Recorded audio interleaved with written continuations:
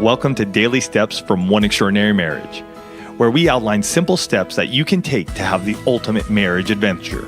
I'm Tony DeLorenzo, your co-host, along with my beautiful wife, Elisa. In today's show, we address the question, how can we fight better?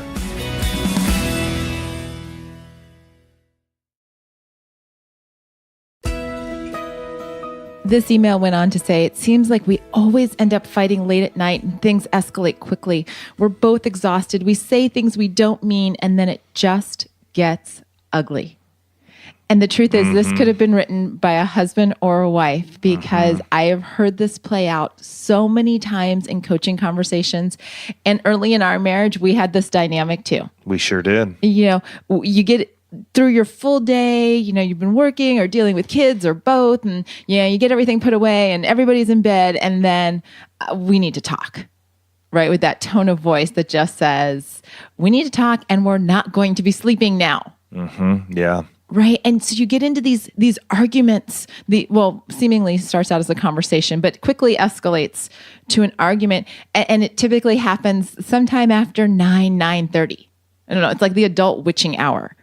Right, where we shouldn't really be getting into any in-depth conversation, because honestly, it does escalate to a full-on fight that doesn't end the way either of us want it to, and we're just frustrated, in tears, screaming, maybe throwing things, hitting things. I mean, it all plays out. And the truth of the matter is that late at night, you're exhausted. And your emotional reserves have been given throughout the day to making all of the decisions and dealing with all of the different things that the two of you have to navigate in the course of a day. What we don't, I think, embrace as a culture is that exhaustion is a real threat to marriage. Right. And you couple that with the fact that you're just like, oh, I just have a little bit of time here at night to talk to my spouse because I'm so busy during the day, that you have this like perfect storm of exhaustion, busyness, and tiny little windows to have a conversation. And I even wonder too, just being hungry, maybe you had dinner at 5, 6 o'clock. You're starting to get hungry now too. And you don't, there are just factors that begin to play in to this whole whirlwind of a storm about to explode. Oh, absolutely. And, what we had to discover over, the 20 plus years that we've been married is that the timing of these conversations really does make a difference. Oh, totally. You want to have civil fights. You want to be able to fight better, which is what this spouse is asking. Timing is all about it, because you can have those disagreements and you can have those arguments.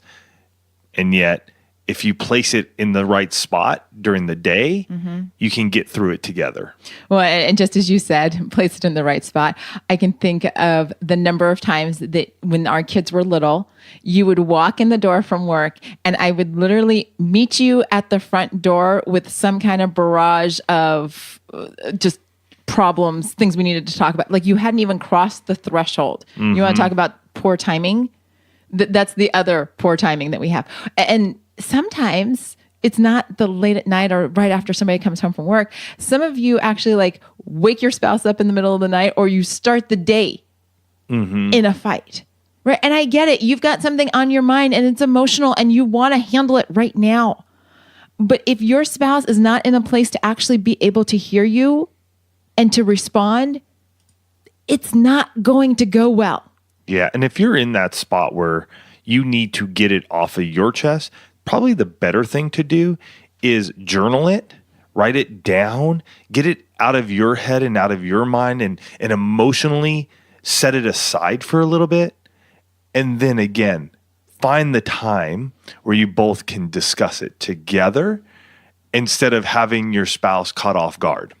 Well, and this is one of the areas where I think the business world does life so well, right? When there's something that needs to be discussed in the business world, they actually schedule a meeting to talk about. And everybody knows what the meeting's about for the most part, right? Like, here's the agenda for our meeting on Tuesday at 10. And if we could actually embrace this as married couples, I think it would have a big impact. It's made a difference in our marriage, right? This idea of, hey, we need to talk about X, Y, and Z. Maybe we need to talk about money, or we need to talk about our sex life, or we need to talk about something with the kids. What does your week look like? What do the next couple of days look like? So we can get something on the calendar. And then here's the thing, both people know what we're talking about, right? And we know when we're talking about it. So that timing component is huge. And just like a business meeting, you come prepared.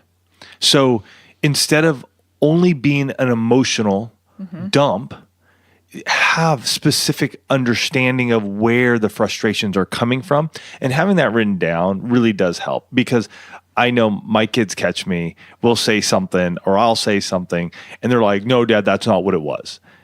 And you know what?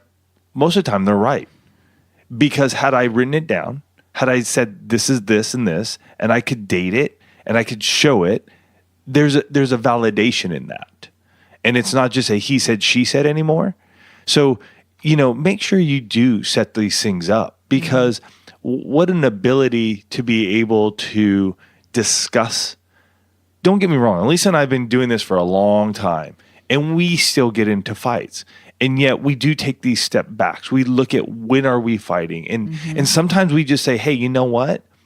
This is escalating and it's not going anywhere because it's late, because we're exhausted, because whatever the reasons may be. Let's table this and let's get our wit together, and let us just have a little bit of a cool off period. And then we can come back together and discuss this issue that is pertaining to us. Absolutely. And, so you have that timing component. You have that kind of like, let's set the agenda. The other thing that we all need to be aware of when it comes to fighting better is the tone of voice that we use when we talk to our spouses. Because if you've been in this pattern of not fighting well, I can guarantee you that you do something with your tone of voice that sets your spouse off, just gets them all riled up. It may be a sarcastic tone. It may be a little bit snarky. It may be condescending. You pick, right? You're already doing it and they know it. So you've got to be very conscious of your tone of voice when you're in an argument, because you have the ability, more so than what you're saying, but how you say it, to impact how the two of you fight, how the two of you will relate to one another, and how the two of you connect. For more information on this topic, check out oneextraordinarymarriage.com/287.